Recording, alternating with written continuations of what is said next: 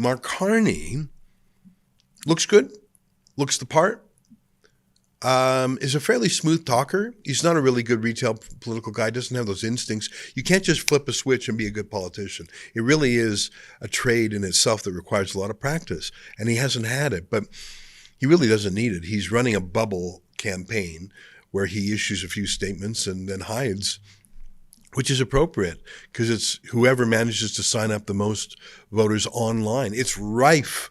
It's open for manipulation and hijacking from both the Chinese Communist Party and Iran, both of whom I think would favor Mark Carney.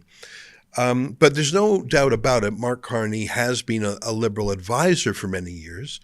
And he's a pro-carbon tax guy. He's a pro-World Economic Forum guy. And he thought he would weigh in on wokeness. We've got a video clip of him talking about DEI and wokeness.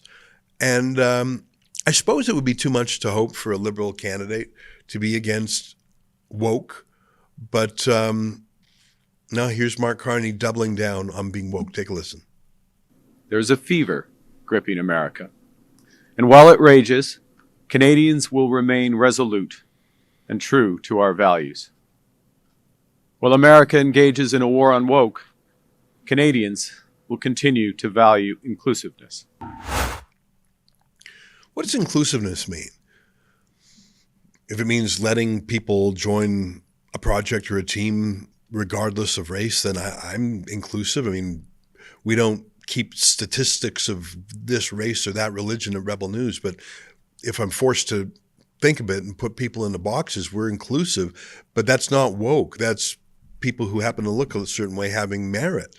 What DEI is and ESG that Mark Carney has spent a lifetime promoting is not inclusiveness. It's affirmative action. It's lowering standards on core merit-based, factors to pump up.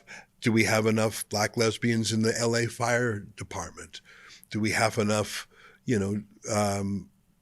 quota candidates flying Black Hawk helicopters near the DC Washington airport at night? It's not about inclusiveness. It's about promoting values other than merit, which is sort of weird coming from a white male, stale, pale white male in his 60s. He should step aside for a woman if he really is inclusive. Isn't that funny? Oh, hi, it's Ezra Levant here in Toronto with an important message because we need your help. Independent journalism in Canada is under attack. Government censors, big tech deplatformers, and the dying legacy media are all working together to maintain exclusive control on the information you receive. They don't want you to hear other voices like ours, and they really don't want you to be informed and to think for yourself. That's why the work we do here at Rebel News is so important. Our on-the-ground reporting, independent news shows, and special content you won't find anywhere else. It's all designed to give you trustworthy information and alternative viewpoints so you can decide for yourself. We don't get government money, and we are not owned by some big global conglomerate.